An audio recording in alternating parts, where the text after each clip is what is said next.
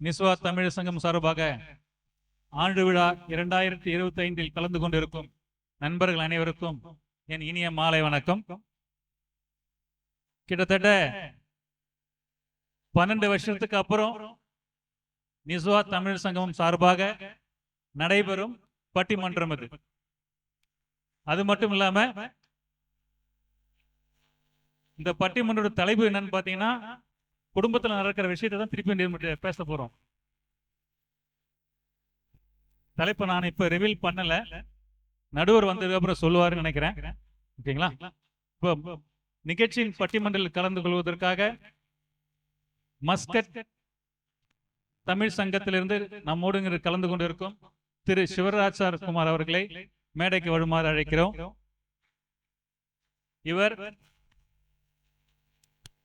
இவர் நடுவராக நம்மோடு இருந்து ஒரு சரியான தீர்ப்பை அவர் நமக்கு வழங்குவார்.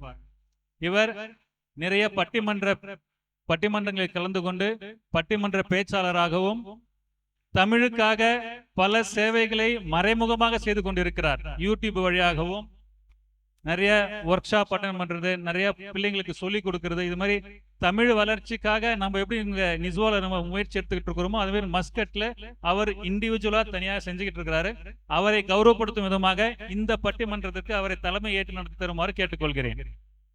பட்டிமன்ற தலைப்பாக குழந்தையின் வளர்ச்சியில் பெரும் பங்கு வகிப்பது யார்? அம்மாவா அப்பாவா? இதுதான் தலைப்பு. இதுல அம்மா என்ற தலைப்புல 2 பேர் பேச போறாங்க, அப்பா என்ற தலைப்புல 2 பேர் பேச போறாங்க. அப்பா என்ற தலைப்பில் பேசுவதற்காக திருமதி உஷா முத்துக்குமார் அவர்களையும் திரு நரசிம்மன் ஐயா அவர்களையும் மேடைக்கு அழைக்கிறேன்.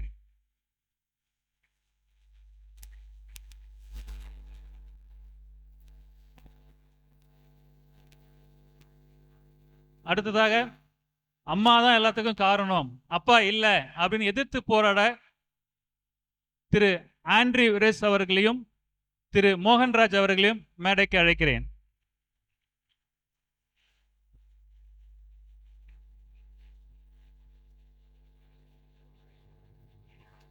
இதுல ஒரு சிறப்பு அம்சம் என்னன்னா, இதுல ஒரு சிலர் ஏற்கனவே நிறைய பட்டிமன்றத்தில் பேசியிருக்கிறாங்க. இதுல ஒரு சிலருக்கு நம்ம தான் மேடை அமைச்சு கொடுத்துருக்குறோம். ஸோ அந்த வகையில நிஸ்வா தமிழர் சங்கமும் என்னைக்குமே ஒரு முன்னெடுப்புலையோ ஒரு முதல் முயற்சியிலோ என்னைக்கும் நம்ம சோர்ந்து போனதில்லை. அதுக்கு இதுவும் ஒரு எடுத்துக்காட்டா இருக்குது. மேடையை நடுவர் அவர்களுக்கு நான் விட்டு கொடுத்து பட்டிமன்றத்தை துவங்குமாறு கேட்டுக்கொள்கிறேன். தொன்று நிகழ்ந்து அனைத்தும் உணர்ந்திடும் சூழ்களை வாணர்களும் இவள் என்று பிறந்தவள் என்று உணராத இயல்பினலாம் எங்கள் தாய். ஈடு இணையில்லாத தமிழுக்கும் இந்த அரங்கம் முழுவதும் நிறைந்து நின்று என்னை வாழ்த்தி கொண்டிருக்கும் என்னுடைய தாய்க்கும் எனது தலைவணக்கம். நிஸ்வா தமிழ் சங்கமம் தன்னுடைய உறுப்பினர்கள் அனைவருக்கும், நிர்வாகிகளுக்கும், தலைவருக்கும், இந்த அரங்கிலே இந்த பட்டிமன்றத்தை கண்டு ரசிப்பதற்காக அமர்ந்திருக்கிற அனைத்து ரசிக பெருமக்கள் அனைவருக்கும் என்னுடைய முதற்கண் மதிய வணக்கங்களை தெரிவித்துக் கொள்கிறேன். நிறைய குழந்தைகளை நம்ம இங்க பார்க்குறோம். இந்த குழந்தைகளுடைய வளர்ச்சியில பெரும் பங்கு வகிப்பது அம்மாவா அப்பாவா? இதுதான் இன்றைக்கு நம்ம இங்க பேச போகிற தலைப்பு. இதுல என்னங்க சந்தேகம்? அப்பா தான் குடும்பத்தையே கட்டி காத்து இழுத்துக்கிட்டு போறது அப்பா தானே அப்படின்னு பேசுறதுக்கு இந்த பக்கம் 2 பேர் இருக்கிறாங்க. அது எப்படிங்க? அம்மா இல்லாம அப்பா எங்க இருந்துங்க வந்தாரு? அம்மா தான் எல்லாத்தையும் சரியில்லை, அப்பா சரியில்லாத நேரத்துல கூட அம்மா தானே எல்லாத்தையும் குழந்தைகளை பாத்துக்கிறாங்க. அப்பா இல்லாத நேரத்துல குழந்தைகளை பாத்துக்கிறது அம்மா தானே.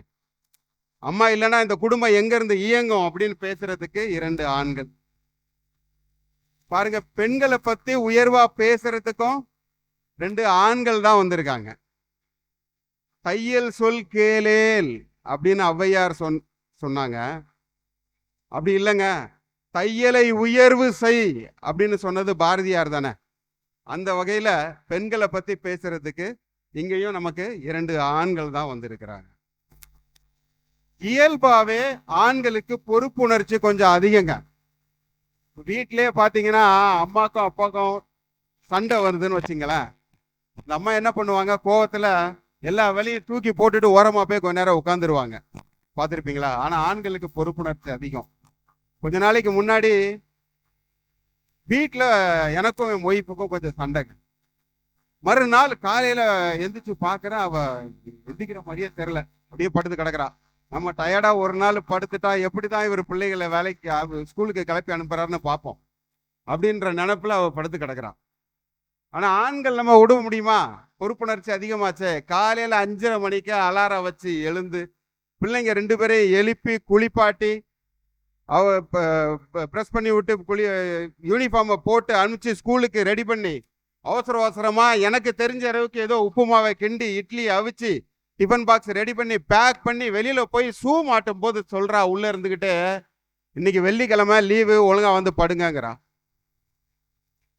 கொஞ்சம் பொறுப்புணர்ச்சி ஆண்களுக்கு அதிகமா போனதுனால என்ன கிழமைன்னு கூட தெரியாம இருக்கிறோம். அம்மாக்களுக்கு பாத்தீங்கன்னா எவ்வளவுதான் பொறுப்புணர்வு இருந்தாலும் பிள்ளைங்களை கண்டிக்கணும்னா அப்பாவை தான் கூப்பிடுவாங்க. பார்த்திருக்கீங்களா? இன்னைக்கு இப்படிதான் வேலைக்கு கிளம்பிக்கிட்டு இருக்கிறேன், கூப்பிட்டா, ஏங்க உங்க பொண்ணு ஸ்கூலுக்கு போக மாட்டேங்கிறா, என்னன்னு கேளுங்க அப்படின்னா. எனக்கு கோவம் வந்துச்சு. பிள்ளைய பிடிச்சி கண்ணா புண்ணான்னு திட்டி, என்ன நினைச்சிட்டு இருக்க, கஷ்டப்பட்டு ஸ்கூல் ஃபீஸை கட்டி அனுப்பலாம்னு நினைச்சிட்டு இருக்கிறா, நீ வீட்டுக்கு இங்கே விற்கே உட்காந்துட்டு டிவியை பார்த்துட்டு மொபைலை பார்த்துட்டு காலத்தை ஓட்டலான்னு பார்த்துக்கிட்டு இருக்கியா அப்படின்னு பிடிச்சி திட்டுறேன். திட்டின உடனே ஓன்னு ஒப்பாரி வச்சு அழுதுட்டான். அம்மா மனசு தாங்குங்களா? உடனே ஓடி போய் அவளை கட்டி பிடிச்சிட்டு, கூறுகட்ட மனுஷன், உடம்பு சரியில்லாத பிள்ளைய பட்டி இப்படி திட்டுறாரு அப்படின்ட்டு திட்டிக்கிட்டு அவங்க 2 பேரும் ஒன்னா சேர்ந்துட்டாங்க சார்.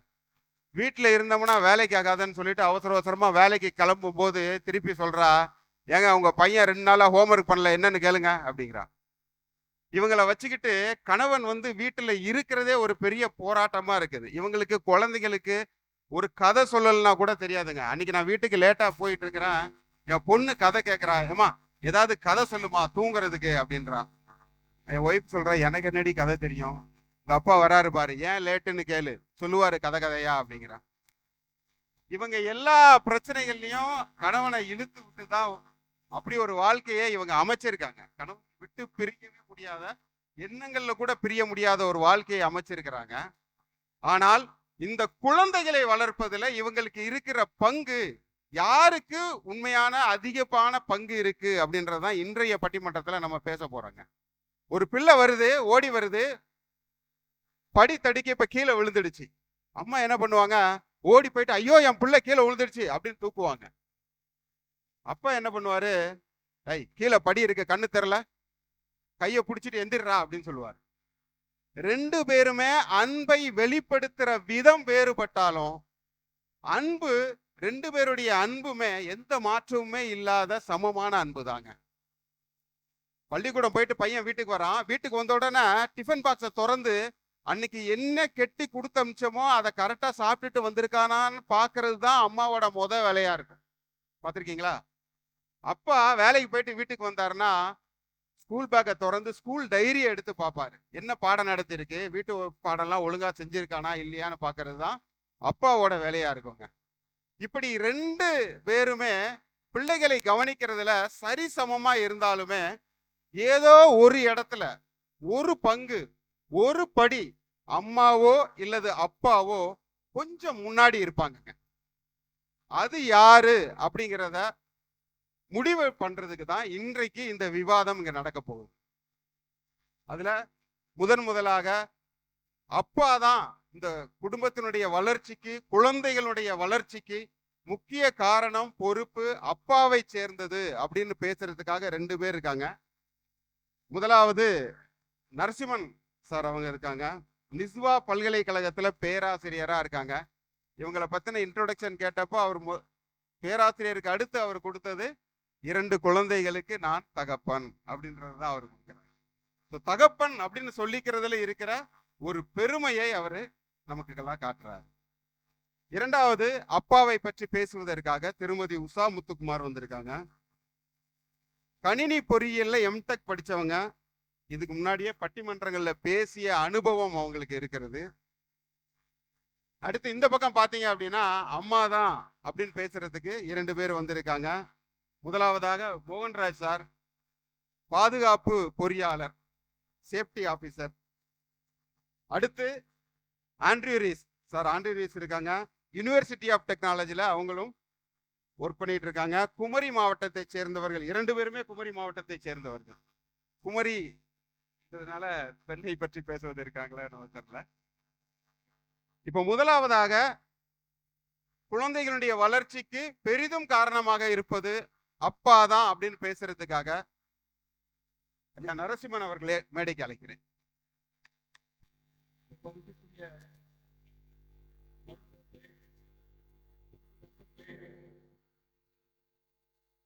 சக பேச்சாளர்களே, இன்னைக்கு நடுவர் அவர்கள் தலைப்பை அருமையா விளக்கி சொன்னாரு. பெரிதும் குழந்தைகள் வளர்ச்சியில் பெரிதும் பங்களிப்பது அப்பாவா அம்மாவா? அப்பாதான் அப்படிங்கிற தலைப்புல அவர் சொன்ன மாதிரி ஒரு பெருமை மிக்க அப்பாவா நான் பேச வந்திருக்கேன். நடுவர்களே, ஆரம்பிக்கிறதுக்கு முன்னாடி என்னுடைய எதிரணி நண்பர்களை கேட்கிறேன், நீங்க அம்மாவை பத்தி பேச வந்திருக்கீங்க, யாராவது உங்க அம்மாவை கூப்பிட்டு வந்திருக்கீங்களா? நாங்க அப்பாவை பத்தி பேச வந்திருக்கோம். நான் அப்பாவை பத்தி பேசுறது கரெக்ட் தான் அப்படின்னு ஆமோதிக்கிறதுக்கு என்னோட அம்மாவை கூப்பிட்டு வந்திருக்கேன். சரிங்களா? இப்போ வளர்ச்சிங்கிறது ஒட்டுமொத்த வளர்ச்சி. சின்ன பயலே செய்தி கேளடா, நான் சொல்ல போற வார்த்தைய நல்லா எண்ணிப்பாரடா, நீ எண்ணிப்பாரடா. எல்லாருக்கும் தெரிஞ்ச பாட்டு, ரொம்ப பாப்புலரான பாட்டு இல்லையா? ஆளும் வளரணும் அறிவும் வளரணும், அதுதான்டா வளர்ச்சி. ஆளும் வளரணும் அறிவும் வளரணும். அப்ப அறிவுங்கிறது தமிழ் சமுதாயத்துல அப்பயே சொல்லியிருக்காங்க பாருங்க. அறிவுங்கிறது நம்ம நினைக்கிறோம் வெறும் பாட அறிவு மட்டும், அது மட்டும் கிடையாது. அறிவுங்கிறது எமோஷனல் இன்டெலிஜென்ஸ் அப்படின்னு ஒரு வார்த்தை இப்ப பயன்படுத்துறாங்க. உணர்திறன், இதெல்லாம் கொடுக்கிறது யாரு? அப்பாதான். அடுத்த லைன் அவரே சொல்லியிருக்காரு, உன்னை ஆசையோட ஈடுறவளுக்கு அதுவே நீ தரும் மகிழ்ச்சி. அம்மாவுக்கே அதுதான் மகிழ்ச்சி இல்லைங்களா? அப்போ அப்பாதான் அந்த அறிவு அப்படிங்கிறதுக்கு முக்கிய காரணம். இப்ப கொஞ்ச நாளைக்கு முன்னாடி ஒரு நிகழ்ச்சி நடந்தது. ரொம்ப காசு கொடுத்து, ரொம்ப காஸ்ட்லியான நிகழ்ச்சி அது. நாங்க போயிருந்தோம். இப்ப பார்த்தா முன்னாடி சீட்ல, முன்னாடி வரிசையில ஒரு சீட்டு காலியா இருந்தது. அது என்ன காலியா இருக்கு அப்படின்னு சொல்லி பின்னாடி இருக்க ஒருத்தவங்க, அந்த விழா நடத்துறவர் முன்னாடி கூப்பிட்டாரு. அப்ப அந்த பக்கத்துல இருந்தவங்க சொன்னாங்க, இல்ல அந்த சீட்டுக்கு நான் காசு கொடுத்துருக்கேன். அப்ப அவர் கேட்டாரு, யாருமே இல்லையம்மா, விழாவே ஆரம்பிச்சிருச்சு, எதுக்குமா காசு கொடுத்த, எதுக்கு அந்த சீட்டு வாங்கின? அப்ப அந்த பொண்ணு சொல்லுது, எங்க அப்பாக்கு இந்த மாதிரி நிகழ்ச்சினா ரொம்ப பிடிக்கும், எங்க அப்பா இறந்துட்டாரு, அவர் அங்க உட்காரணுங்கிறதுக்காக அந்த சீட்டை நான் காசு கொடுத்து வாங்கியிருக்கேன் அப்படின்னு சொல்லுது. அப்ப அந்த நிகழ்ச்சி நடத்துறவர் சொன்னாரு, நீ எந்த ஊருமா அப்படின்னு கேட்டாரு. அந்த பொண்ணு சொல்லுச்சு, நான் தமிழ்நாடு இந்தியா அப்படின்னுச்சு. அப்ப அந்த நிகழ்ச்சி நடத்துறவர் சொல்றாரு, நானும் தமிழ்நாடு தான், நான் அந்த சீட்டை வாங்கியிருக்க மாட்டேன், எங்க அப்பாவும் இறந்து போய் 15 வருஷம் ஆச்சு, அந்த சீட்டை நான் வாங்கியிருக்க மாட்டேன். ஏன் தெரியுமா? அந்த சீட்டை நான் வாங்கியிருந்தேன்னா எங்க அப்பா சொர்க்கத்துல இருந்து என்ன திட்டுவாரு, அறிவு கட்டவனே காசை ஏன்டா வேஸ்ட் பண்ற. அந்த மாதிரியான அறிவு கொடுக்கறது அப்பா இல்லைங்களா? இப்போ எனக்கு அறிவொளி ஐயா மேல ரொம்ப ஈடுபாடு, எல்லாருக்கும் தெரிஞ்சிருக்கும். அதனால அருமையா பேசுவாரு. அவர் சொன்ன ஒரு சின்ன விஷயம், அதாவது முக்கியமானது முக்கியமில்லாத முக்கியமானது, புரியுதுங்களா? முக்கியமானது முக்கியமில்லாத முக்கியமானது. அது என்ன முக்கியமானது? கடலை கொட்டை இருக்கு இல்லையா? கடலை கொட்டைக்குள்ள கடலை பருப்பு முக்கியமானது தானுங்களே. அப்போ முக்கியமில்லாத முக்கியமானது அது அந்த மேல இருக்கிற தோல் இருக்கு பாத்தீங்களா, அது முக்கியமில்லாத முக்கியமானது. இப்போ இந்த முக்கியமில்லாத முக்கியமானது இல்லாம உள்ள இருக்கிற முக்கியமானது பாதுகாக்கப்படல. இப்ப அப்பாங்கிறது நான் என்ன சொல்றேன்னா, அந்த முக்கியமானது அந்த கடலை விதை தான் அப்பா. அந்த மாதிரிதான் அப்பா முக்கியமான தகவல்க. அப்பா குழந்தைங்களுக்கு முக்கியமா இருக்காரு. என்னுடைய வாழ்க்கையில் நடந்த ஒரு சின்ன விஷயம் சொல்றேன். நாங்க சின்ன வயசுல இருப்போம், அந்த அடுக்குமாடி கட்டுறதுலாம் இருந்தோம், குவார்டர்ஸ்ல தான் இருந்தோம். இப்போ இந்த ஃப்ரீ டைம் கிடைக்கிறப்ப அதாவது உட்காந்து பேசிட்டு இருப்போம். அப்போ நான் நல்லா படிப்பேன், அதனால என்னன்னா அந்த ஒரு ஸ்கூல்ல முதல் அப்படிங்கிற ஒரு இது இருக்கும். அப்போ ஒரு உட்கார்ந்து இருக்கப்போ ஒரு ஆங்கில புலமையை சொல்லிச்சாங்க. அப்ப கேட்டாங்க, ஒரு வார்த்தையை கேட்டிருந்தாங்க, நீர் யானைக்கு என்ன இங்கிலீஷ்ல அப்படின்னு கேட்டாங்க. நம்ம தான் சொல்லுவோமே நீர் யானை, வாட்டர் எலிஃபண்ட் அப்படின்னு. எல்லாரும் ஓகே சரியா சொல்றேன் இந்த பையன். சில பேர் என்ன தம்பி இது கூட தெரியல, 9வது படிக்கிற அப்படின்னாங்க. அந்த இடத்துல எங்க அப்பா இருந்தார். அப்ப வீட்டுக்கு வந்த உடனே என்ன தெரியுமா சொன்னாரு, டேய் நல்லா படிக்கிற எல்லாம் உண்மை. ஆனா எந்த இடத்துல தன்னம்பிக்கை எப்போ நீ எதை வெளிக்காட்டணும் அப்படி காட்டணும்னு சொல்லி விளக்க கொடுத்து எனக்கு ஒரு புத்தகம் வாங்கி வந்து கொடுத்தாரு. ஆங்கிலத்துல இருந்து தமிழ் எப்படின்னு. ஒரு தமிழ் மீடியத்துல படிச்சுட்டு இன்னைக்கு உலகம் ஃபுல்லா என்னால ஒரு எந்த ஒரு கான்ஃபரன்ஸ்லயும் நல்லா பேச முடியுது ஆங்கிலத்துல அப்படின்னா அது எங்க அப்பா அன்னைக்கு கொடுத்த இதுங்க. அதுதான் உணர்திறன்.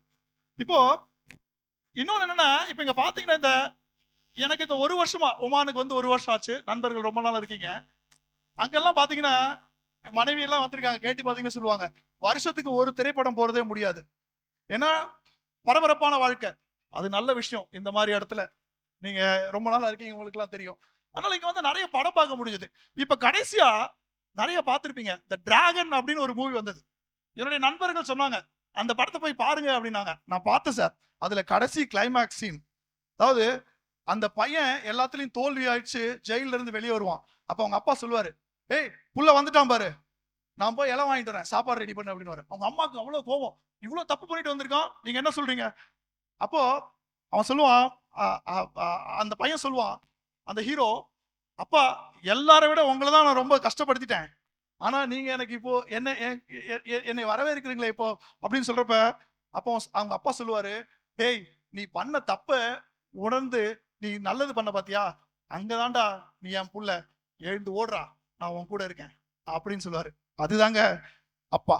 அப்பாங்கிறவர் தான் எல்லா விதத்திலையும் குழந்தைங்களை வளர்ச்சிக்கு முன்னாடி. அதனால நான் தாய் இல்லைன்னு சொல்லல, பட் பெரிதும் அப்படிங்கிற இடத்துல அந்த இடத்துல அப்பா தான். நம்ம உயரத்தை அடைய தன்னை ஏணியாக்கிக்கிற ஒரு அப்பா, நம்ம வாழ்க்கையை விருட்சமாக்குறதுக்கு வேற இருக்க ஒரு அப்பா, ஆடம்பரத்தை விரும்பாத தந்தை தன் குழந்தைகளின் ஆசைகளுக்கு மட்டுமே தடை போடுவதில்லை.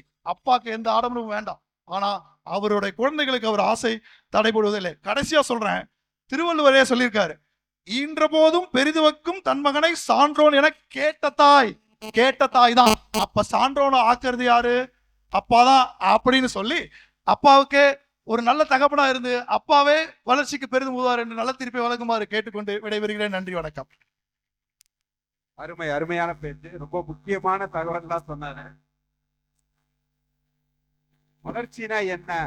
ஆளும் வளரணும், அறிவும் வளரணும். அதுதான் வளர்ச்சி அப்படிங்கிறது. அறிவு வளர்ச்சிக்கு மிக முக்கியமான காரணமாக இருப்பது அப்பா தான் அப்படிங்கிற தன்னுடைய வாதத்தை மிக ஆணித்தரமாக எடுத்து வச்சிருக்கிறாரு.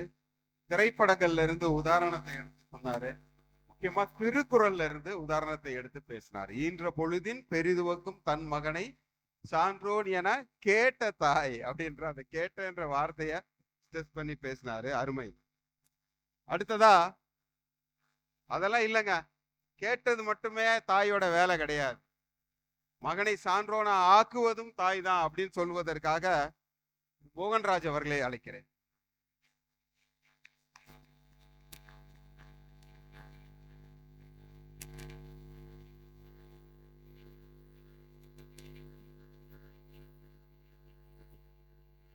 கல் தோன்றி மண் தோன்றா காலத்தே முன் தோன்றிய மூத்த மொழி தமிழுக்கும் இங்கே அமர்ந்திருக்கும் என்னுடைய தமிழ் உறவுகளுக்கும் என் முதற்கண் வணக்கத்தை தெரிவித்துக் கொண்டு என்னுடைய உரையை தொடங்குகிறேன். நடுவர் அவர்களே, குழந்தையின் வளர்ச்சியில் பெரும் பங்கு வகிப்பது அம்மா என்ற தலைப்பில் பேச வந்துள்ளேன். அதுக்காக அப்பாவுக்கு வந்து பங்கு இல்லை அப்படின்னு சொல்லிட முடியாது. நம்மோட தலைப்பு என்ன அப்படின்னு பார்த்தீங்கன்னா, பெரும் பங்கு. 2 பேருக்கும் பங்கு இருக்குது, அதுல பெரும் பங்கு யாருக்கு அப்படிங்கிறது தான் நம்மளோட தலைப்பு. அந்த பெரும் பங்கு அம்மாவுக்கு மட்டும்தான் இருக்கு. நடுவர் அவர்களே, ஒரு கவிஞன் வந்து ரொம்ப அழகா பாடி இருக்கிறார் அந்த காலத்திலே, எந்த குழந்தையும் நல்ல குழந்தைதான் மண்ணில் பிறக்கையிலே, அவன் நல்லவனாவதும் தீயவனாவதும் அன்னை வளர்ப்பினிலே, அன்னை வளர்ப்பினிலே. நடுவர் அவர்களே, எங்கேயுமே சொல்லல தந்தை வளர்ப்பினிலேன்னு. இதுல இருந்தே நீங்க புரிஞ்சுக்கணும், ஒரு குழந்தைய நல்ல நிலைமைக்கு கொண்டு வர்றது அம்மாவால மட்டும்தான் முடியும். காலத்தின் கட்டாயத்தால வந்து எத்தனையோ குடும்பங்களை பிரிஞ்சு தந்தை வந்து இங்கே வெளிநாட்டுல வேலை செய்வாங்க, மனைவி மக்கள் வந்து நம்ம ஊர்ல சொந்த ஊர்ல வேலை செய்துட்டு இருப்பாங்க. அந்த தந்தைகள், இங்க இருக்கிற தந்தைங்க கிட்ட கேட்டு பாருங்க, குழந்தைங்களோட வளர்ச்சியில பெரும் பங்கு வகிக்கிறது யாரு அப்படின்னு அவங்க ரொம்ப தெளிவா சொல்லுவாங்க. என்ன அப்படின்னு பாத்தீங்கன்னா, இங்கே வேலை செய்யறவங்க மாசம் மாசம் காசு சம்பாதிச்சு ஊருக்கு அனுப்புவாங்க, அதோட அவங்க கடமை முடிஞ்சு அப்படின்னு அவங்க நினைச்சுக்கிறாங்க. ஆனா ஊர்ல அந்த குழந்தைங்களை எது நல்லது எது கெட்டது இதெல்லாம் சொல்லி கொடுத்து அந்த குழந்தைங்களை ஒரு நல்ல நிலைமைக்கு கொண்டு வர்றது அந்த தாய் தான். அதனால குழந்தைகளோட வளர்ச்சியில முக்கியமான பங்கு தாய்க்கு தான் இருக்குது. இங்கே கூட குடும்பத்தோட இருக்கிற நண்பர்கள்ட்ட கேட்டு பாருங்க. குழந்தைங்க எல்லாம் ஸ்கூல்ல, இந்தியன் ஸ்கூல்ல படிப்பாங்க. உங்க குழந்தைங்க எந்த டிவிஷன்ல படிக்கிறாங்க எத்தனை அப்பாக்களுக்கு தெரியும்? உங்க குழந்தைகள் என்ன ஹோம்ஒர்க் கொடுக்குறாங்க எத்தனை அப்பாக்களுக்கு தெரியும்? டைரியை என்னைக்காச்சும் திறந்து பார்த்துருக்கீங்களா? உங்க மனசாட்சியை தொட்டு பதில் சொல்லணும்.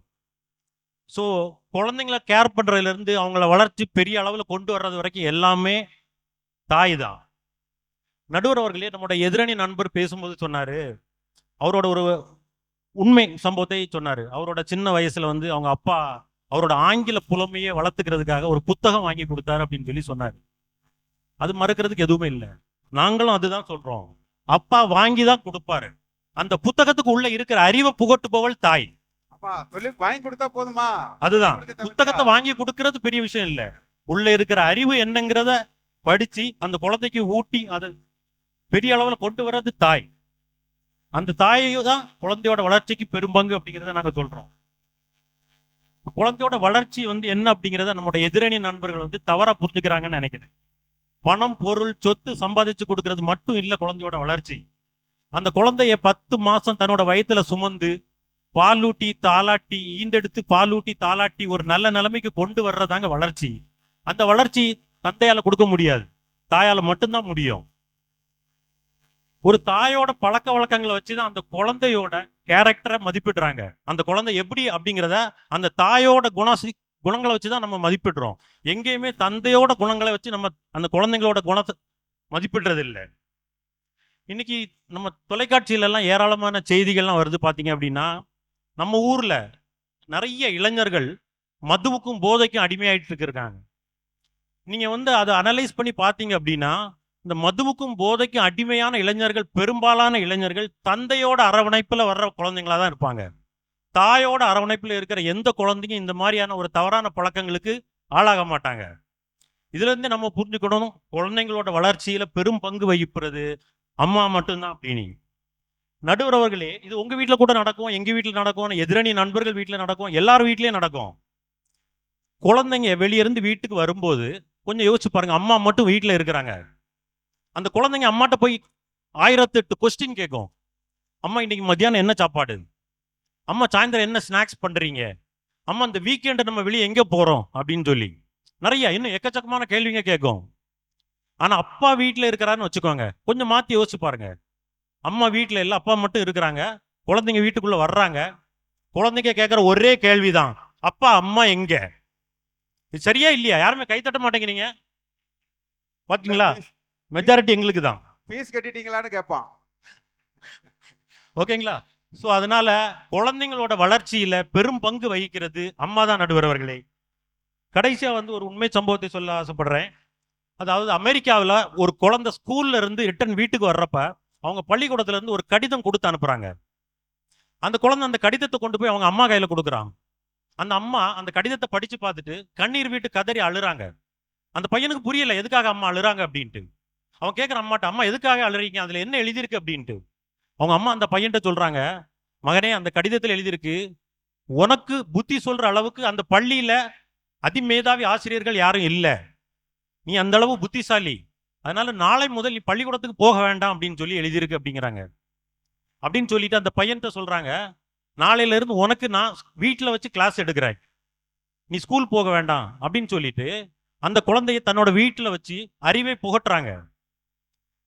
அந்த குழந்தை பின்னாளில் பெரிய ஆளாக வளர்ந்து இன்னைக்கு இவ்வளவு வெளிச்சத்துக்கு நடுவில் நம்ம உட்கார்ந்துட்டு இருக்கிறோம்னா அதுக்கு காரணமான எலக்ட்ரிக்கல் பல்பை கண்டுபிடித்த தாமஸ் ஆல்வா எடிசன் அவர் தாங்க அந்த குழந்தை. அந்த குழந்தைய பெரிய அளவில் வளர்த்தி ஒரு பெரிய விஞ்ஞானிய ஒரு கண்டுபிடிப்பாளராக உருவாக்கியது அவங்க அம்மா மட்டும்தான். அதே தாமஸ் ஆல்வா எடிசன் பின்னாடி ஒரு நாள் அவங்க வீட்டில் வேற ஏதோ ஒரு பொருள் தேடுறப்ப அவர் கையில் அந்த கடிதம் கிடைக்குது. அந்த கடிதத்துல என்ன எழுதியிருக்கு அப்படின்னு சொல்லி பாக்குறாரு. அதுல எழுதியிருக்குது, உங்க குழந்தைக்கு புத்தி சுகம் இல்லை, நாளை முதல் பள்ளிக்கு அனுப்ப வேண்டாம் அப்படின்னு அந்த லெட்டர்ல எழுதியிருக்கு. ஆனா அந்த அம்மா என்ன பண்ணாங்க, இதை சொல்லி அந்த பையனை வீட்டுக்குள்ளே முடங்க விடல. அந்த பையனை வீட்டுல உட்கார வச்சு அவனுக்கு அறிவை புகட்டி இந்த உலகத்திற்கே வெளிச்சத்தை கொடுக்கக்கூடிய ஒரு லைட்டை கண்டுபிடிச்சிருக்காங்க. இதுல இருந்தே நம்ம புரிஞ்சுக்கணும் நடுவர் அவர்களே, குழந்தைகளின் வளர்ப்பில் பெரும் பங்கு வகிப்பது தாய்தான் என்று உறுதியாக கூறி நீங்கள் நல்ல தீர்ப்பு வழங்குவீர்கள் என்ற நம்பிக்கையில் வாய்ப்பளித்தமைக்கு நன்றி கூறி விடைபெறுகிறேன். நன்றி, வணக்கம். அருமை அருமை அருமையான விவாதங்கள். எந்த குழந்தையும் நல்ல குழந்தை தான் மண்ணில் பிறகு நல்லவனாவதும் தீயவனாவதும் அன்னை வளர்ப்பினிலே பாடலை மிக அருமையான விவாதங்களை முன்வைத்திருக்கிறார். தந்தைக்கு அவன் படிக்கிற பள்ளிக்கூடத்துல என்ன பிரிவுல படிக்கிறான்னு தெரியுமா அப்படின்னு ஒரு கேள்வி கேட்டார். எல்லா தந்தையுமே இதை மனசுக்குள்ள ஏற்றுக்கொள்ள வேண்டிய ஒரு கேள்வி. தன்னுடைய பிள்ளைகளுடைய படிப்புல நம்ம நிறைய கவனம் செலுத்த வேண்டியிருக்கு. அதனாலதான் பிள்ளைகள் அங்க பேக் இந்தியால மது பழக்கத்துல போதை பழக்கத்துல அடிமையாக்கி நிறைய குழந்தைகள் வீணா போகிறாங்கன்ற அவருடைய வருத்தத்தையும் ஒரு விவாதத்துல வச்சிருந்தாரு. தாமஸ் ஆல்வா எடிசனை மிக அழகான உதாரணத்தை கொண்டு வந்து ஒரு அம்மா நினைச்சா ஒரு குழந்தையை எந்த இடத்துல இருந்தும் மிகச்சிறந்த நிலைக்கு கொண்டு போக முடியுங்கிறத மிக அழகான உதாரணத்தோடு பேசியிருக்கிறார். அதற்கு அடுத்ததாக மீண்டும் இல்ல அதெல்லாம் இல்ல, அப்பாதான் குழந்தையுடைய வளர்ச்சிக்கு காரணம் அப்படிங்கிறத பேசுறதுக்காக மிகுந்த மன தைரியத்தோட திருமதி உஷா முத்துக்குமார் அவர்களே மேடிக்கிறார்.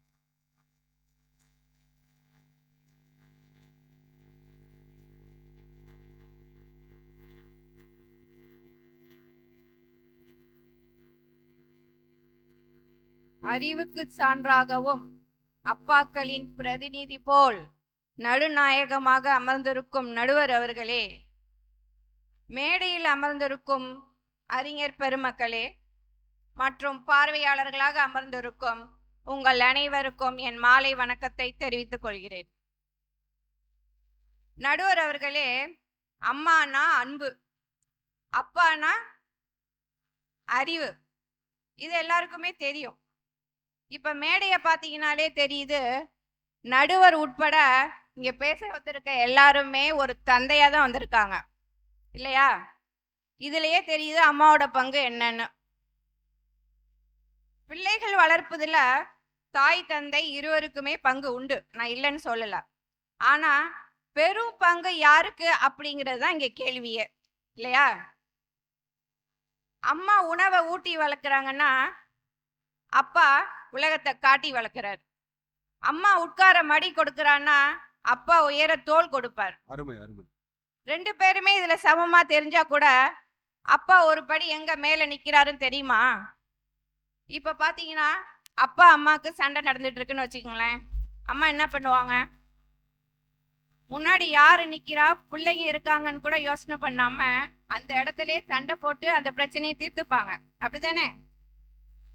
ஆனா அப்பா ஒருபோதும் குழந்தைங்களுக்கு முன்னாடி ஒரு பேட் எக்ஸாம்பிளா ஆகக்கூடாதுன்னு ஒண்ணு அமைதியா இருப்பாரு, இல்லைன்னா அந்த இடத்த விட்டு போயிடுவாரு. உண்மைதானே? இது குழந்தை வளர்ப்புல ஒரு உச்சம் இல்லையா? உங்களுக்கு ஒண்ணு தெரியுமா? ஒரு டீச்சர் ஒரு ஆசிரியருக்கு சமம், ஒரு ஆசிரியர் ஒரு அப்பா 100 ஆசிரியருக்கு சமம். போர்டு வச்சு பாடம் நடத்துறது இல்லைங்க, அவரே வாழ்ந்து காட்டி அவரே ஒரு பாடமா பிள்ளைங்களுக்கு சவால் வந்து அதை எதிர்த்து போராடுறதுக்கும் தோல்வின்னு வந்துட்டா அதை தாங்குற மன வலிமையும் கொடுக்குறாருங்க. அதனாலதான் நான் சொல்றேன், ஒரு அப்பா 100 ஆசிரியருக்கு சமம்னு.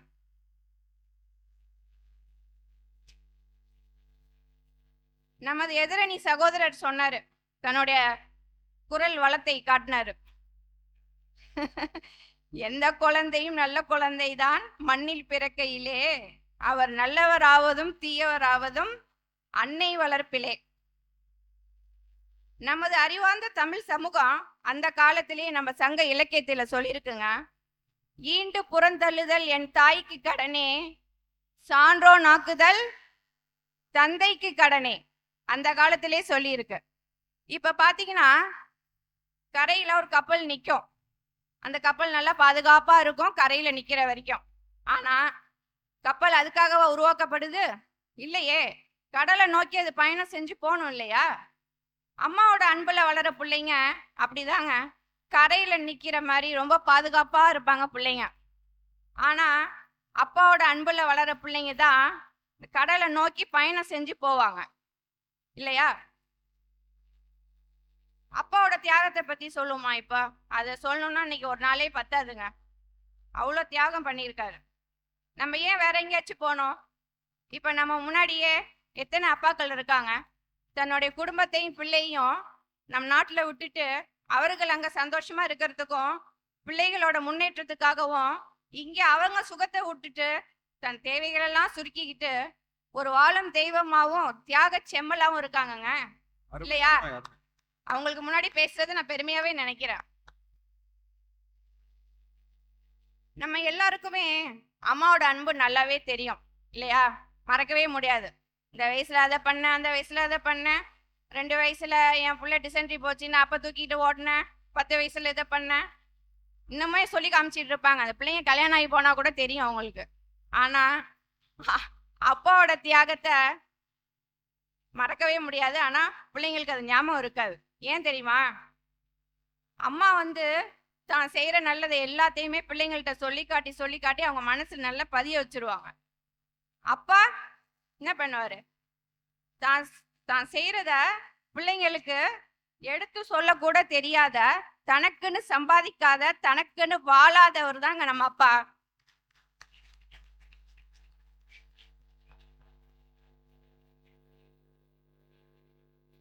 அதே மாதிரி நம்ம எதிரி நண்பர் சொன்னாரு, அப்பாக்கெல்லாம் இங்க சம்பாதிக்கவ மட்டும்தான் செய்யறாங்க, அம்மா தான் அவங்க கஷ்டப்பட்டு பிள்ளைங்களை வளர்க்குறாங்க அப்படின்னு. கரெக்டு தான், உண்மைதான், இல்லைன்னு சொல்ல. ஆனா சில அம்மாக்கள் எப்படி அன்பை காட்டி வளர்க்குறாங்க தெரியுமா? அதுல பிள்ளைங்களுக்கு பெரிய ஒரு ஆபத்தே நடந்திருக்குங்க நடுவர் அவர்களே. உண்மைதான். எங்க உறவினர் குடும்பத்துல அந்த அப்பா வெளிநாட்டுல வேலை பார்க்குறாரு, அந்த அம்மாவும் வேலை பார்க்குறாங்க, சென்னையில ஒரு ப்ரொஃபஸரா இருக்காங்க. அந்த பையன் காலேஜ் படிக்கிறான், அவன் ஆசைப்படுறான்னு சொல்லிட்டு ஒரு பைக் வாங்கி கொடுக்குறாங்க. எவ்வளவு தெரியுமா அந்த பைக்கு? 2.5 லட்சம் ரூபா போட்டு வாங்கி கொடுக்குறாங்க. இது எதுவுமே அவங்க அப்பாவுக்கு தெரியாது. வெளிநாட்டுல அவர் வேலை பார்க்குறாரு. ஆனா அந்த பையன் ஒரு நாள் என்ன பண்ணானா, அந்த பைக்கை எடுத்துட்டு போய் ஓட்டி ஆக்சிடென்ட் ஆகி ஒரு பெரிய சிரமத்துக்கு உள்ளாயிட்டான்னு வச்சுங்களேன், ஹாஸ்பிட்டல் அட்மிஷன். அதுக்கப்புறம் தான் அவங்க அப்பாவுக்கே தெரியும். இது மாதிரி பிள்ளைங்களுக்கு அன்பை காட்டி வளர்க்குறேன்ட்டு நிறைய குடும்பத்துல ஒரு பெரிய ஆபத்தும் நடந்திருக்குங்க நடுவர்களே.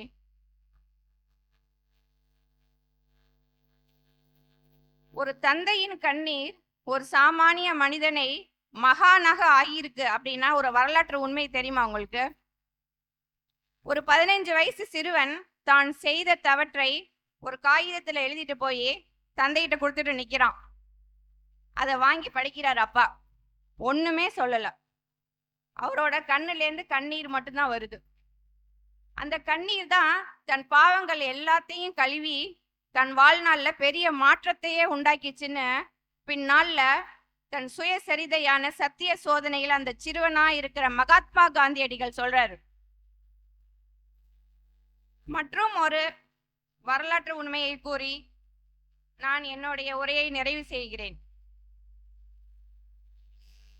ஒரு தந்தை என்ன பண்றாரு, பையனை பிரைமரி ஸ்கூல்ல சேர்க்கறதுக்காக போறாரு. அந்த பையன்ட்ட ஆனா ஒண்ணுமே சொல்லல அவர். அதுக்கு பதிலா அந்த பையனோட ஆசிரியருக்கு ஒரு கடிதம் எழுதுறாரு. என் மகனுக்கு தோல்வியை ஏற்றுக்கொள்ளவும் வெற்றியை கொண்டாடவும் பொறாமையிலிருந்து விலகி இருக்கவும் ஏமாற்றி பிழைப்பதை விட கண்ணியமாக தோற்று போவதும் சுய சிந்தனையில் நம்பிக்கை கொள்ளவும் மனதுக்கு எது சரி என்று படுதோ அதை துணிந்து செய்யவும் கற்றுக் கொடுங்கள் அப்படின்னு சொல்லிட்டு யாருக்கு? ஆசிரியருக்கு எழுதி கொடுக்கிறாரு. இந்த வரலாற்று சிறப்பு மிக்க கடிதத்தை யார் எழுதினா தெரியுமா? நம்முடைய அமெரிக்கா முன்னாள் அதிபர் ஆப்ரஹாம் லிங்கன் எழுதியிருக்காரு. ஆனா அதிபரா இல்ல, ஒரு தந்தையா எழுதியிருக்காரு. இது எல்லா காலத்துக்குமே பொருந்துற மாதிரி இல்லையா நடுவர் அவர்களே? இறுதியாகவும் உறுதியாகவும் நான் சொல்லிக் கொள்வது என்னவென்றால், நாட்டோட எல்லையை காக்கிறதாகட்டும், வீட்டோட பிள்ளையை காக்கிறதாகட்டும், இரண்டுமே தந்தையே தகப்பனே அப்பனே என்று கூறி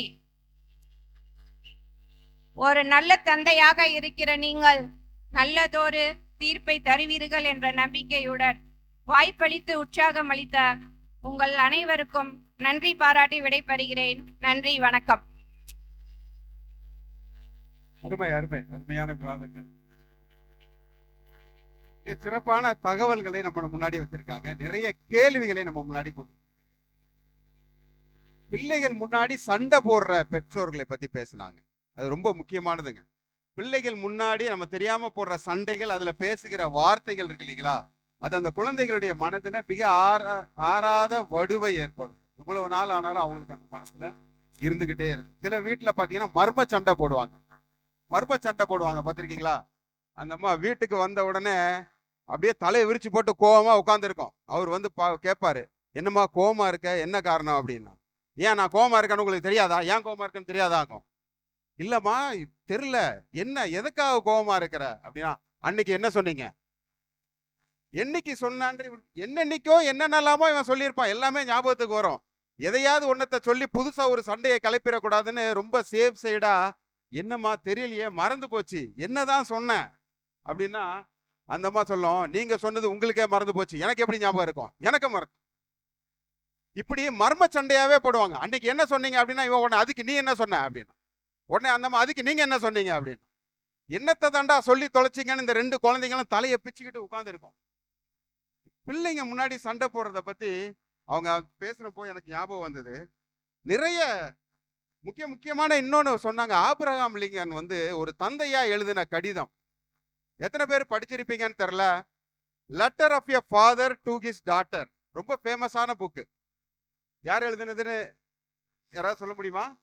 ஜவஹர்லால் நேரு சுதந்திர போராட்டத்துல ஜெயில தூக்கி போடுறாங்க. ஒவ்வொரு ஜெயிலா அவரை மாத்தி மாத்தி மாத்தி போடுறாங்க. தன்னுடைய பொன் இந்திர பிரியதர்சினி இந்திரா காந்திக்கு அவங்க குழந்தையா இருக்கிற பொழுது அவருடைய பிறந்த நாள் அன்னைக்கு நேரு ஜெயில இருக்காரு. அப்போ அவர் சொல்றாரு, என்னால உனக்கு ஒரு பொருளா எதுவுமே வாங்கி அனுப்ப முடியல, ஆனா என்னுடைய அறிவை நான் உனக்கு கொடுக்குறேன்னு சொல்லிட்டு கடிதத்துல இந்த உலகத்தினுடைய வரலாறை எழுதுறாருங்க. அப்படி எழுதின 196 லெட்டர்களை ஒன்னா சேர்த்து, கடிதங்களை ஒன்னா சேர்த்து கிளிம்சஸ் ஆஃப் வேர்ல்டு ஹிஸ்டரி அப்படிங்கிற ஒரு புத்தகமாவே இருக்கு. உலக வரலாற்றையே தன்னுடைய பெண்ணுக்கு அவர் கற்றுக் கொடுப்பது ஒரு கடிதத்தின் மூலமா ஜெயிலில் இருந்துகிட்டு. அதனாலதான் அந்த அம்மா என்ன பண்றாங்க, பாரத தேசத்தினுடைய மிக உயர்ந்த இரும்பு பெண்மணியா ஒரு பாரத பிரதமரா இருக்கிறாங்க. கரையில நிக்கிற கப்பல் அப்படின்ற ஒரு ஊமையை சொன்னாங்க. எல்லாருமே ரொம்ப கவனமா வச்சுக்க வேண்டிய முக்கியமான ஒரு தகவல் அது. அம்மாவால மட்டுமே வளர்க்கப்படுகிற, அப்பாவால கண்டுகொள்ளப்படாத, அப்பா கவனிக்காத குழந்தைகள் கரையில நிற்கிற கப்பலாதான் இருப்பாங்க. சமுத்திரத்துக்குள்ள போகிற பொழுது வருகிற சலனங்களை, பிரச்சனைகளை எதிர்கொள்ளுகிற தைரியம் அவங்களுக்கு இல்லாம போயிடும்ன்றது அந்த ஊமை மூலமா தெரிய வருது. இப்போ உஷா மேடம் பேசினதுக்கு அப்புறம் தான் இங்க இருக்கிற ஆண்கள்லாம் என்ன பண்ணாங்க, கொஞ்சம் அப்படி நிமிர்ந்து உட்கார்ந்துருக்காங்க. பரவாயில்லப்பா, ஆண்களை பத்தி பேசியிருக்காங்க அப்படின்ட்டு. இப்போ பேசலாமா வேண்டாமா, இல்ல இப்படியே போயிடலாமா அப்படின்ட்டு ஆண்ட்ரி சார் நினைக்கிறாரு. இருந்தாலும் பேசித்தானே ஆகணும். வாங்க ஆண்ட்ரி சார்.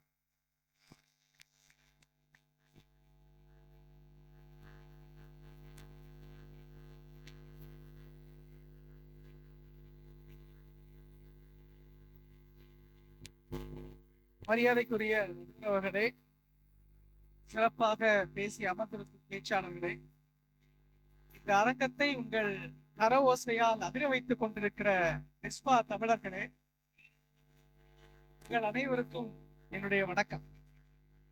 ஆசைப்பட்ட எல்லாத்தையும் காசு இருந்தா வாங்கலாம், அம்மாவை வாங்க முடியுமா?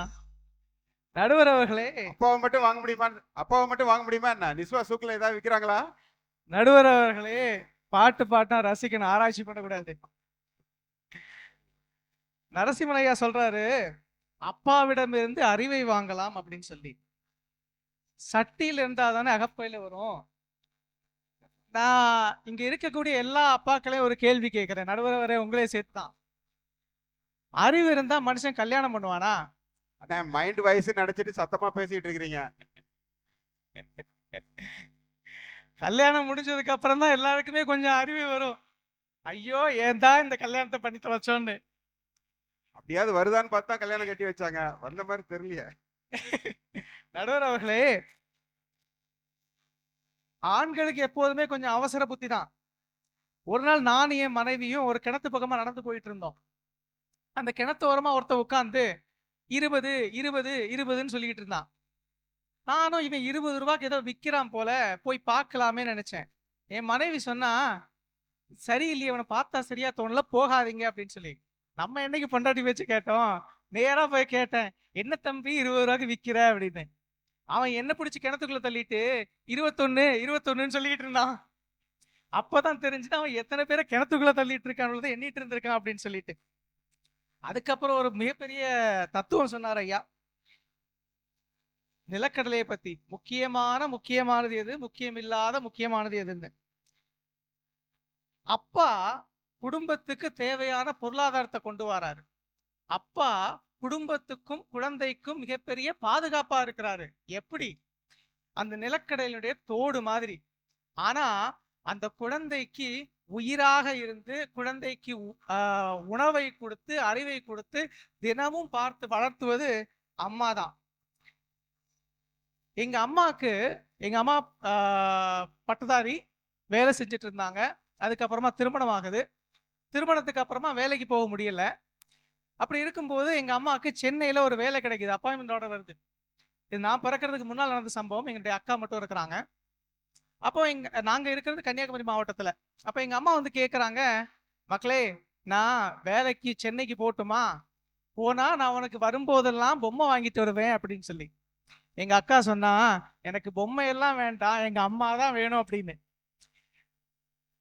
எங்க அம்மா மட்டும் இல்ல, இங்க இருக்கக்கூடிய எல்லா அம்மாக்களுமே படித்து பட்டதாரியாக இருந்த பிறகும், வேலைக்கு போகணும் அப்படிங்கிற கனவு ஆசைகள் எல்லாம் இருந்த பிறகும், வேலைகள் கிடைத்த பிறகும் குழந்தைகளுக்காக தன்னுடைய வாழ்க்கை, தன்னுடைய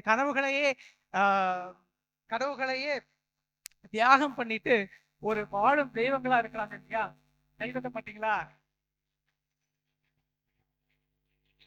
அப்ப அம்மா தானே குழந்தைகளுடைய வளர்ச்சிக்கு பெரும் பங்கு ஆற்றுறாங்க.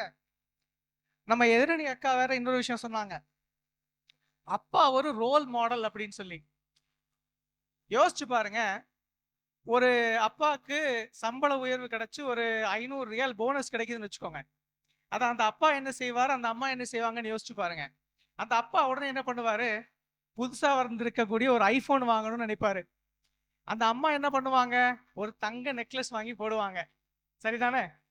ஒரு 5 வருஷத்துக்கு அப்புறம் அந்த போனுடைய மதிப்பு வெறும் 50 ரியால் ஆயிருக்கும். ஆனா அந்த தங்க நகையுடைய மதிப்பு 600 700 ரியால் ஆயிருக்கும். இப்ப சொல்லுங்க, குழந்தைங்களுக்கு யார் சரியான ரோல் மாடல்னு? குழந்தையினுடைய முதல் பள்ளிக்கூடம் தாயின் மடிதான். நல்லதொரு குடும்பம் பல்கலைக்கழகம்னு சொல்லுவாங்க. அந்த பல்கலைக்கழகத்தினுடைய துணைவேந்தரா இருக்கிறது அம்மா தான். இங்க நடக்க போற கலை நிகழ்ச்சிகளை பாருங்களேன். இந்த கலை நிகழ்ச்சிகளுக்கு பாட்டு எடுத்து அந்த பாட்டை எடிட் பண்ணி அதுக்கப்புறமா குழந்தைகளுக்கு ஒரு பயிற்சி கொடுத்து குழந்தைகளுக்கு தேவையான அழகான துணிகளை வாங்கி எல்லா குழந்தைகளுக்கும் ஒரே மாதிரியான துணிகளை வாங்கி இவ்வளவு வேலையும் செய்தது அப்பாவா? அம்மா தானே. என்னுடைய அனுபவத்திலிருந்தே சொல்றேன். என்னுடைய மகளுக்கு சமீபத்துல ஒரு பேச்சு போட்டியில, சர்வதேச அளவிலான ஒரு பேச்சு போட்டியில முதல் பரிசு கிடைத்தது. யார் காரணம் அதற்கு?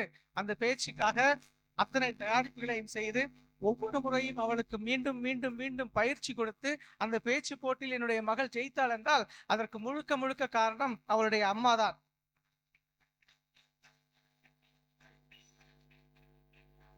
சிவகாசி மாவட்டத்துல ஒரு 12 வயசு மாணவன், அவனுடைய சயின்ஸ் ஃபேர்ல ஒரு கண்டுபிடிப்பை கொண்டு போய் காட்டினான். அது என்ன கண்டுபிடிப்பு அப்படின்னா, ஒரு கட்டடத்தில் தீ பிடித்தால் ஆட்டோமேட்டிக்கா அந்த தீயை அணைக்கக்கூடிய ஒரு சிஸ்டம். அதை பார்த்த ஆசிரியர் கேட்டார், இது ஏன்டா நீ கண்டுபிடிச்ச அப்படின்னு சொல்லிட்டு. அப்ப அந்த பையன் சொன்னா, எங்க அம்மா பட்டாசு தொழிற்சாலையில வேலை செய்யறாங்க, அங்க எந்த பாதுகாப்பும் இல்லை, அடிக்கடி அங்க விபத்துகள் நடக்கும். அப்ப எங்க அம்மா சொன்னாங்க, நீ தான் பள்ளிக்கூடத்துக்கு போய் படிக்கிறியடா, நீ ஏதாவது கண்டுபிடிடா இதை சரி பண்றதுக்கு அப்படின்னு சொன்னாங்க. அதனால்தான் நான் அதை கண்டுபிடிச்சேன் அப்படின்னு சொன்னான்.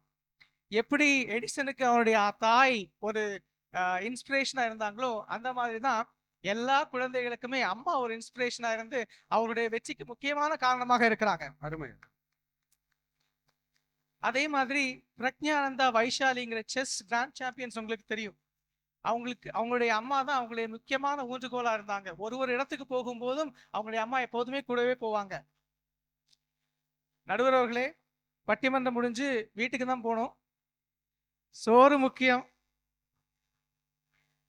குழந்தைகள் வளர்ச்சியில் பெரும்பங்கு வகிப்பது அம்மாதான் என்று உறுதியாக கூறி இந்த வாய்ப்பளித்த நிஸ்பா தமிழர் சங்கமத்துக்கும் இலக்கிய பட்டறைக்கும் என் வாய்மொழி கேட்ட அத்தனை உள்ளங்களுக்கும் நன்றி கூறி விடைபெறுகிறேன். நன்றி, வணக்கம்.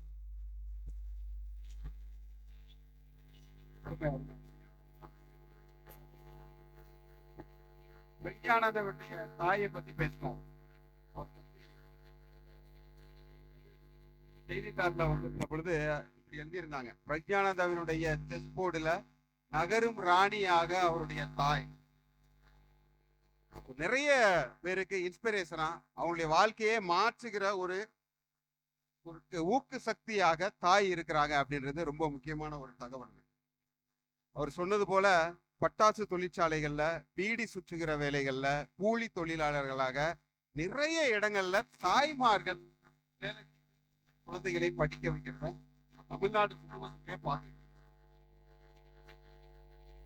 4 பேருமே பேசி முடிச்சுட்டாங்க. 4 பேருமே பேசி முடிச்சதுக்கு பின்னர் கூட நம்மளால ஒரு சரியான முடிவுக்கு வர முடியல. ஏன்னா இப்ப இவங்க பேசும்போது நமக்கு என்ன தோணுச்சு, சூப்பருங்க, இவங்க சொல்றதுதான் கரெக்ட் அப்படின்னு தோணுச்சு.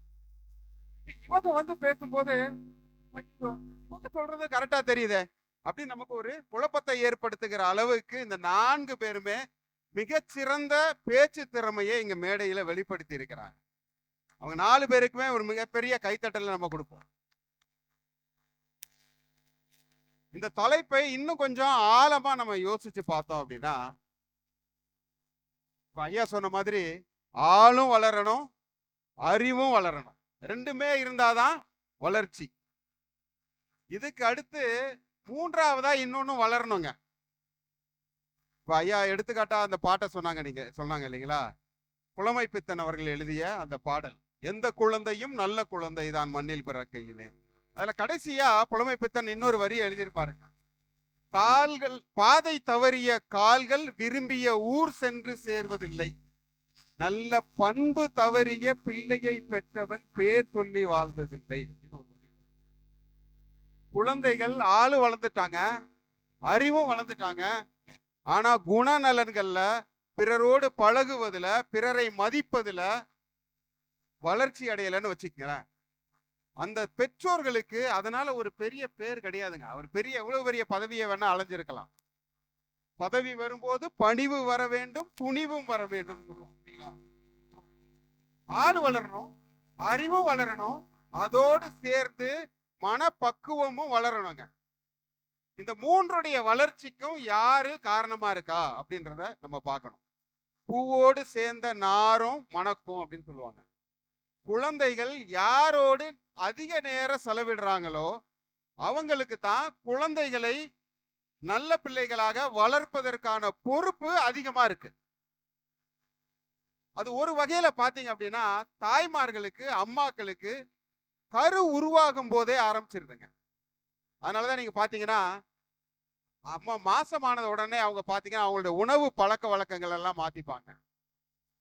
நிறமாசமா இருப்பாங்க, அந்த வயித்தை வச்சுக்கிட்டு வாக்கிங் போவாங்க. என்னம்மா அப்படின்னு சொல்லி கேட்டு பாருங்க, புள்ள நல்லபடியா பிறக்கணுங்க, என் குழந்தை ஆரோக்கியமா பிறக்கணும் அப்படிமா. குழந்தையின் மீது அவர்களுக்கு இருக்கிற ஆரோக்கியமா பிறக்க வேண்டிய பொறுப்பு அம்மாக்களுக்கு அப்பாக்களை விட 2-3 வருடங்கள் முன்னதாகவே ஆரம்பிச்சிருது. நம்ம அபிமன்யுடைய கதையை கேள்விப்பட்டிருப்போம் இல்லைங்களா? சுபத்திரனுடைய வயிற்றுல இருக்கிற பொழுதுதான் அபிமன்யு என்ன பண்றாரு, சக்கர வியூகத்தை கத்துக்கிறார். இன்றைக்கு அறிவியல் பூர்வமா நிரூபணமாயிருக்கிற தகவல் என்னன்னா, குழந்தை 24 வாரங்களாகவே வயிற்றுல இருக்கிற பொழுது 24 வாரங்கள்ல இருந்து குழந்தை அம்மா பேசுகிறதை புரிந்து கொள்ளுகிறது. தன்னுடைய அந்த வயிற்றுக்கு வெளியில நடக்கிற சம்பவங்களுக்கு, செய்திகளுக்கு ஏற்ப அந்த குழந்தை அசைவுகளை வெளிப்படுத்துகிறது அப்படின்னு கண்டுபிடிக்கிறாங்க. அதாவது குழந்தை வயிற்றுல இருக்கிற பொழுது என்ன கற்றுக்கொள்ள வேண்டும், என்ன அந்த குழந்தையுடைய காதுல விழ வேண்டும் என்கிற விஷயத்தை தீர்மானிக்கிற ஒரு சக்தியாக அம்மா இருக்கிறாங்க. அப்பா வர்றாரு, ஒரு 3 வயது ஆனதுக்கு அப்புறமா குழந்தையை பள்ளிக்கூடத்துல போடுறதுக்கு, எந்த பள்ளிக்கூடத்துல போடணும், எந்த கல்வி அவனுக்கு கொடுக்கணும், எந்த முறையில கல்வி கொடுக்கணும், அவனை டாக்டர் ஆக்கணுமா, வக்கீல் ஆக்கணுமா, இன்ஜினியர் ஆக்கணுமான்றதுல எல்லாம் அப்பாவினுடைய ஆதிக்கம் மிக அதிகமாகவே இருக்கிறது, பொறுப்பு அதிகமாக இருக்கிறது. அறிவு வளர்ச்சியில அப்பா முன்னாடி இருக்கிறார்.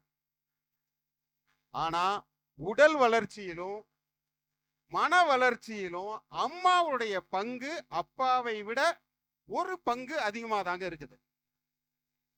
இன்னொரு முக்கியமான விஷயம் என்னன்னா, ஐயா தான் பேசும்போது சொன்னாங்க, மோகன்ராஜ் ஐயா பேசும்போது சொன்னாங்க, மது போதைக்கு அடிமையான குழந்தைகள் நிறைய பேர். இப்ப நம்ம நிறைய செய்திகள் பார்த்துக்கிட்டு இருக்கிறோம் இல்லைங்களா? 2024 வந்த தரவின்படி தமிழ்நாட்டுல டாஸ்மாக்ல தொடர்ந்து குடிக்கிறவங்க ரெகுலர் கஸ்டமர்னு வச்சுங்களேன், 1,18,00,000 பேர் ரெகுலர் கஸ்டமரா இருக்காங்க டாஸ்மாக்ல. அதுல தினமும் குடிக்கிறவங்க 70 லட்சம் பேர். தினமும் குடிக்கிறவங்க 70 லட்சம் பேருங்க. இப்ப இந்த 70 லட்சம் பேரும் குடிகாரனா போதை மாறலாம் மாறினதுக்கு தந்தை காரணமா தாய் காரணமான்ற விவாதத்துக்குள்ள நம்ம போக வேண்டாம். அந்த 70 லட்சம் பேரையும் நான் தனி ஆளா பார்க்கலங்க, 70 லட்சம் குடும்பமா நான் பார்க்கிறேன். அந்த 70 லட்சம் குடும்பத்திலையுமே தான் செய்ய வேண்டிய பொறுப்புல இருந்து அந்த அப்பாக்கள் கொஞ்சம் தவறி இருக்கிறாங்க. அதை நம்ம ஒத்துக்கிட்டு தான் ஆகணும். ஒப்பீட்டளவுல நீங்க பார்க்கிற பொழுது குழந்தையை வளர்ப்பதுல பொறுப்பா நடந்துக்கிறாங்க அப்படிங்கிறதுல அப்பாக்களை விட அம்மாக்களுடைய எண்ணிக்கை கொஞ்சம் அதிகமா தான் இருக்கு. நம்ம பேசின விவாதங்கள் எல்லாமே நம்மை போன்று இதை போல குளிர்சாதன அறையில உட்கார்ந்து கொண்டு பேசுகிற நடுத்தர வர்க்கத்தில் இருக்கிற குடும்பங்களுக்கு 100% பொருந்திப்போம். அம்மாவும் அப்பாவும் சமமா இருக்கிறாங்க அப்படின்றது. ஆனால் பெரும்பாலான குடும்பங்கள்ல நிலைமை இப்படி இல்லை. இந்த காரணங்களை முன்னிறுத்தி பார்க்கிற பொழுது நம்முடைய குழந்தைகளுடைய வளர்ச்சியில பெரும் பங்கு வகிப்பது அம்மாக்களே என்று கூறி இந்த பட்டிமன்றத்தை நிறைவு செய்கிறேன். நன்றி.